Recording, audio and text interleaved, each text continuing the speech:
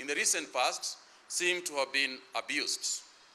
In-person worship should be limited to 1/3 of the capacity of the venue in strict adherence with the guidelines and protocols of the Ministry of Health. While indoors, maintain a physical distance of at least 1 meter between people. It is not enough that we have 1/3 of the people inside the church. The idea is to distance. That's why we have got 1/3. So there should be at least 1 meter between people. All restaurants and eateries to ensure that they operate in strict adherence to the protocols provided by the Ministry of Health. Again, there seems to have been a move backwards as far as that particular measure is concerned. There will be strict adherence to the measures. The hours of the ongoing national curfew to continue across the country from 10 p.m. and 4 a.m. This applies now to the counties in the Lake region as well. All employers, including public and private sector, government offices, business and companies, be directed to allow employees to work from home with the exception of employees working in critical or essential services until further notice.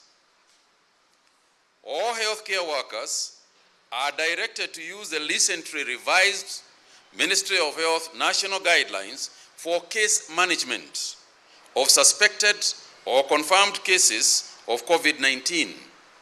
Members of the public are strongly advised against self-medicating and the use of over-the-counter medicines for treatment of respiratory tract infections and to seek medical attention from qualified healthcare workers. We have lost a few individuals as a result of not following this particular measure.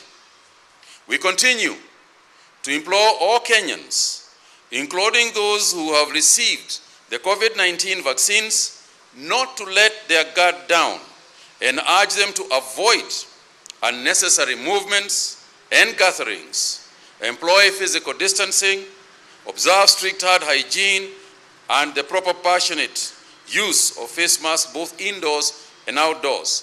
Recent reports globally indicate that even persons who have been vaccinated can contact the virus. The difference is that those who have been vaccinated are getting the disease but with less severity. So it is advised that whether you have been vaccinated or not vaccinated, that you observe the rules as have been spelled out. As the government continues to make every effort to avail vaccines, we strongly encourage Kenyans to get vaccinated against COVID-19, as will be guided from time to time. The vaccines that we are expecting in the next week or two will follow the same pattern that we had before. The above 58s, persons with comorbidities, individuals who are frontline workers, and so on and so forth. The committee also noted with concern the weak link in the fight against the epidemic is a non-compliance of individuals to containment measures and protocols and enforcement of the same. The committee therefore urges every Kenyan to take individual responsibility and be part of the solution. And today, what we would like to urge is that every stakeholder, every institution, to bring in their own areas the theme of be part of the solution. Do not be part of the problem. Be part of the solution. As individuals, we must ask ourselves whether our behavior is contributing to the solution or our behavior is contributing to the problem. We continue to emphasize that it is not possible for police to police every individual individually, and therefore, where there has been success elsewhere, where there has been success globally in maintaining and containing this virus, it is because individuals have taken up upon themselves to be part of the solution rather than part of the problem. Further, the committee noted that the response to COVID-19 is not just a health matter and has encouraged all sectors to get involved, and specific sector leads in government and private sector to engage their respective stakeholders in defining the enforcement measures required. Sectors of particular interest are trade and industrialization, transport, education, interior and interfaith council. Sectors will lead in addressing the country on these measures in the following few days. With regard to the education sector, the current evidence and data does not reflect increased cases among learning institutions, notwithstanding the morbidity and mortality among school-going children has been extremely low. For that reason, and in the meantime, to ensure safe and continued learning in our education institutions, all teachers are strongly implored to present themselves for vaccination against COVID-19. This is to safeguard not only the future generation by ensuring that we continue with the education in our schools, but also is to protect the teachers themselves, particularly those of above 58 who we have continued to implore to work from home. With regards to counties, as the government makes arrangements to install oxygen plants, counties are urged to ramp up efforts to install oxygen piping in their healthcare facilities to ensure maximum utilization of the plants. There are about 23 counties that are going to be receiving oxygen plants by the end of August.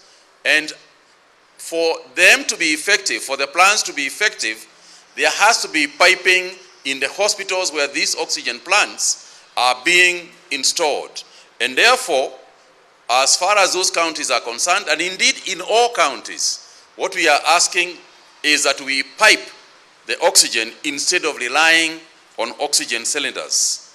This is because, as we stand currently, our hospitals are fairly full, and we want to emphasize that the saving grace in most of the case management is the presence of oxygen or the availability of oxygen.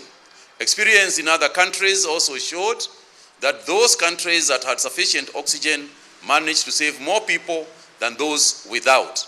And it's not just oxygen, it's oxygen that is properly examined, of a quality that passes the standards that we have set to ensure that people are saved. We urge the counties to actively also ramp up the necessary infrastructure, including the critical care facilities, the isolation centers, human resource, and testing capacity.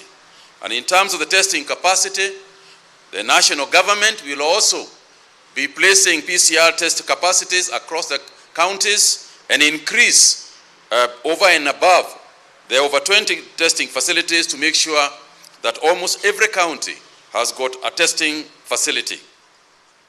Counties are also urged to ensure that they have adequate PPEs in all the hospitals, including the level 2 and level 3 hospitals, where more and more people are presenting themselves. And for the healthcare workers to ensure that as a matter of procedure, as a matter of regular work, they stay protected with the proper PPEs, because persons are walking into hospitals, and if you contact the disease at that point, then we have the same challenges that we began at the beginning of this year.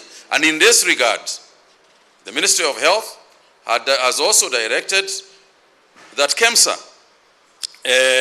supplies PPEs to counties, even if, despite their pending bill status, because there are counties that are saying that they are unable to get PPEs on grounds that they have not been paid by the Treasury. In turn, KEMSA is refusing to give them, so NAC has directed that it doesn't matter whether a county has paid his account or not, let every county be given the PPEs that are required for protection of our people.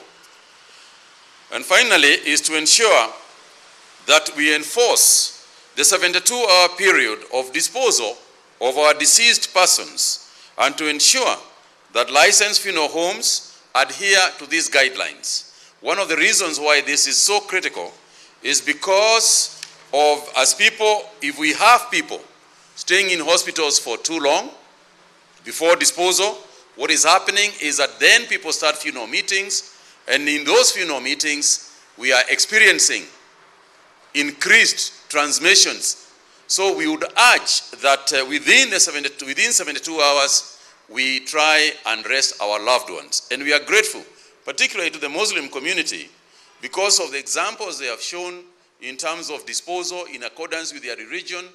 But also we would urge the rest of Kenyans that this is one time when we would urge that no matter how we feel, no matter how pained we are, we still need to adhere to the rules.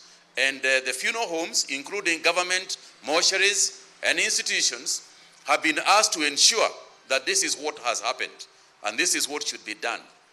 Again, on the issue of funeral services and burials, we have also emphasized that GAO will forthwith, and they will be calling a meeting, Interior will be calling a meeting to discuss this matter with chiefs, sub-chiefs, and other enforcement agencies to ensure that funerals are attended by the 50 people that we had proposed earlier, because if we do not follow those protocols, then we will be going to bury our loved ones and then follow with more funerals of the same people from the same families, as has been evidenced in some of the cases that we are now dealing with.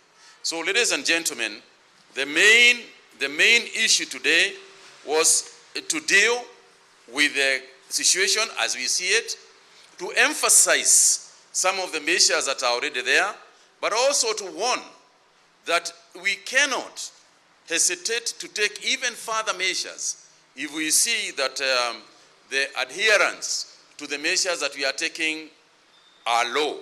Of importance is also the emphasis on the stoppage of gatherings, even those of a political nature.